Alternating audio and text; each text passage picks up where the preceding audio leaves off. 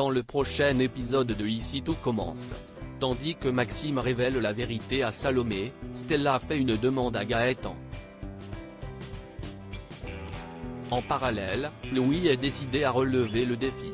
Attention, les paragraphes qui suivent contiennent des spoilers sur l'épisode d'Ici tout commence diffusé demain soir sur TF1. Si vous ne voulez rien savoir, ne lisez pas ce qui suit. Jeudi 30 septembre dans Ici tout commence.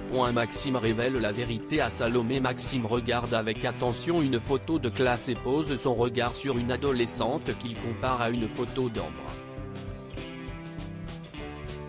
Plus tard, il reçoit la visite de Salomé qui cherche à comprendre ce qu'il se passe avec leurs camarades mais il refuse de parler de tout cela. Comme elle insiste, il lance qu'il ne connaissait pas Ambre avant qu'elle intègre l'institut puis clôt le sujet définitivement. Salomé retrouve ensuite Anaïs et lui montre les messages qui prouvent qu'Ambre a mis en scène son suicide. Sous le choc, elle lui présente immédiatement ses excuses pour ne pas avoir cru Maxime.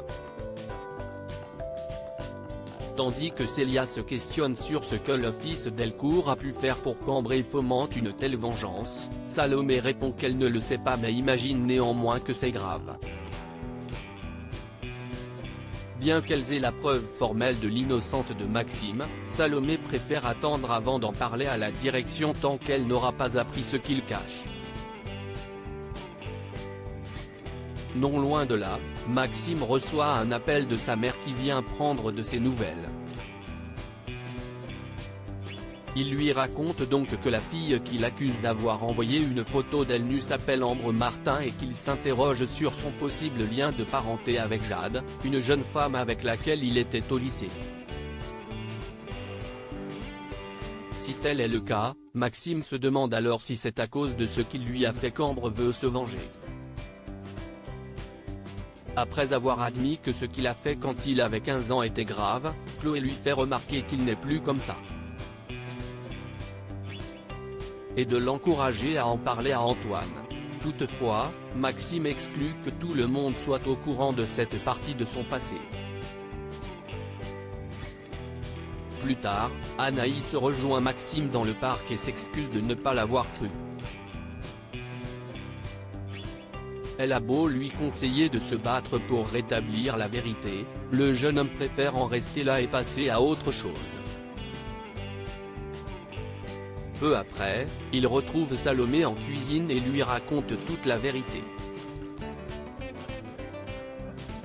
En classe de seconde, Maxime a fait un pari avec un camarade et le premier d'entre eux qui couchait avec Jade, une adolescente plutôt jolie mais coincée, gagnait.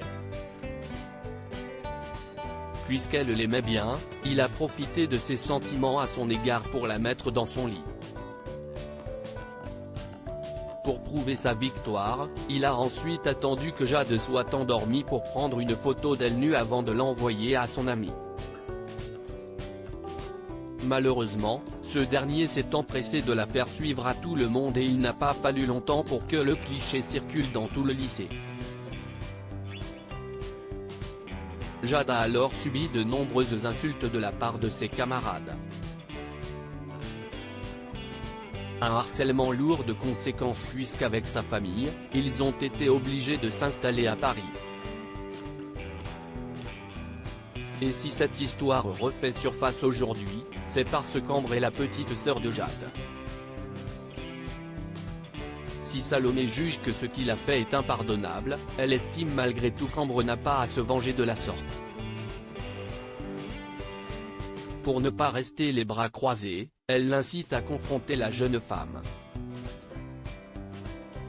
De retour à l'institut, Ambre apprend par Charlène que Maxime a été viré. Quand Célia vient à sa rencontre, Ambre s'étonne qu'elle ne soit pas venue la voir à l'hôpital. Célia indique donc qu'elle est au courant qu'elle a tout planifié depuis le début et lui conseille de ne pas prendre ses aises car elle ne restera pas longtemps ici. Mais l'instant qui suit, leur conversation est interrompue par Maxime qui souhaite voir Ambre. Celle-ci lui confirme alors qu'elle est la petite sœur de Jade. Il tente bien de lui faire part de ses sincères regrets mais Ambre ne veut rien entendre. En colère, elle balance qu'après leur départ de Seth, Jade s'est suicidée puis ajoute qu'elle est morte par sa faute. Stella fait une demande à Gaëtan. Stella et Gaëtan avaient prévu de tourner une vidéo de fitness ensemble. Même s'il essaie de se défiler, Stella réussit à le convaincre de tenir ses engagements. Au cours de l'enregistrement, Gaëtan a beaucoup de mal à se concentrer et finit par lui avouer qu'il est au courant pour ses photos de charme. Mal à l'aise, Stella confie avoir fait cela pour gagner de l'argent car les loyers à Los Angeles étaient élevés et que le fitness ne rapporte pas encore assez d'argent. Dans la mesure où Noémie n'est pas au courant, elle lui fait promettre de garder le secret. Bien qu'il accepte, Gaëtan lui fait comprendre qu'elle risque de le savoir rapidement car ce genre d'informations circule vite à l'institut. Pour éviter cela, Stella décide donc de fermer son compte le temps que cela se tasse. Par la suite, Greg et Lionel viennent déjeuner à la table des Rivières. Sous le charme de Stella, Lionel s'empresse de montrer ses photos de charme à son ami. Louis est décidé à relever le défi de Tessier à l'institut. Tessier sollicite l'aide de Rose pour organiser un grand événement autour du plat que Louis doit revisiter pour la carte du double A. Selon elle, cela va être un peu compliqué de parvenir à réunir des grands noms de la gastronomie en aussi peu de temps mais Emmanuel ne lui laisse pas le choix.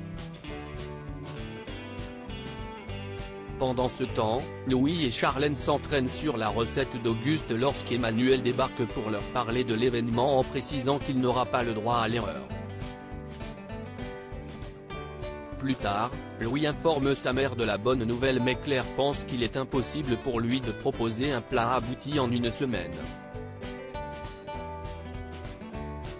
Même si Claire est certaine qu'Emmanuel cherche à le piéger, Louis est cependant prêt à relever le défi et se remet au travail. De son côté, Tessier jubile de voir que son plan fonctionne. Persuadé que Louis n'y arrivera jamais, il espère l'anéantir afin de le voir quitter son établissement.